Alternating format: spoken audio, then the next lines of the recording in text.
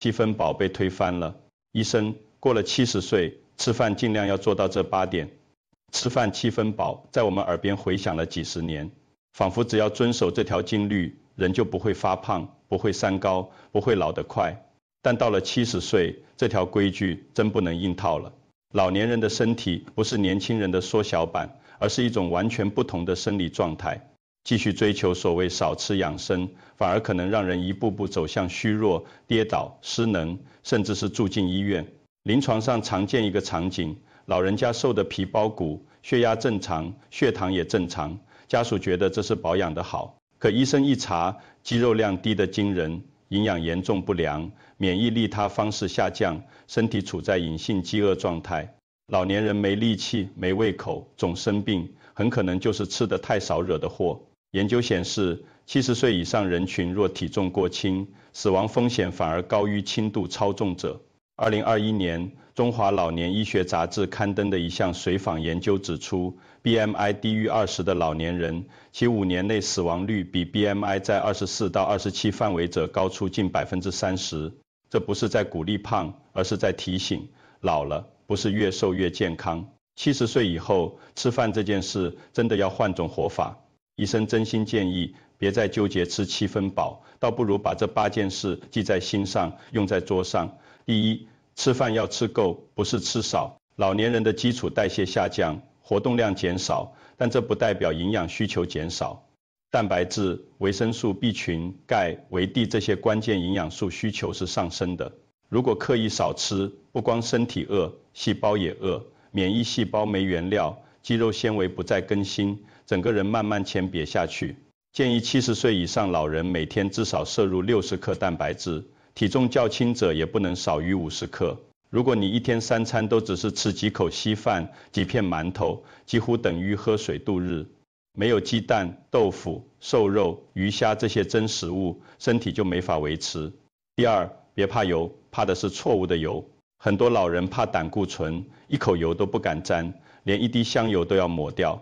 可问题是，脂肪是合成激素、修补细胞膜的砖头，长期摄入过低，会导致激素水平紊乱、情绪低落、皮肤干裂、认知减退。研究显示，老年人适量摄入单不饱和脂肪酸，如橄榄油、花生油和多不饱和脂肪酸，如深海鱼油，有助于心脑血管健康和认知功能保护。真正该避的是反式脂肪酸和反复高温炸过的油，而不是那一小勺炒菜油。第三，一把年纪了，碳水别全戒掉。现在流行低碳饮食，但这风潮不适合老人。碳水化合物是大脑的主要能量来源，长期碳水断供容易出现低血糖、头晕、注意力不集中，甚至诱发老年人跌倒。建议主食摄入不低于每日150克，并以粗细搭配为宜，五谷杂粮加糙米加南瓜红薯，不必非得全麦，关键是别让饭桌上只剩青菜和鸡胸肉。第四，饭要吃热的，人也要吃热气腾腾的饭。很多老人不愿麻烦儿女，常常吃剩饭、冷饭、对付饭。可冷饭菜不但口感差，进入胃里还容易引发胃肠痉挛、消化不良。更严重的是，一个人吃冷饭，吃着吃着饭就凉了，人也凉了。70岁以后，吃饭这件事不能只是吃下去，而是要吃进去心里。哪怕是一个人，也要把饭热一热，菜炒一炒，坐下来慢慢吃。热饭是对自己晚年的温柔。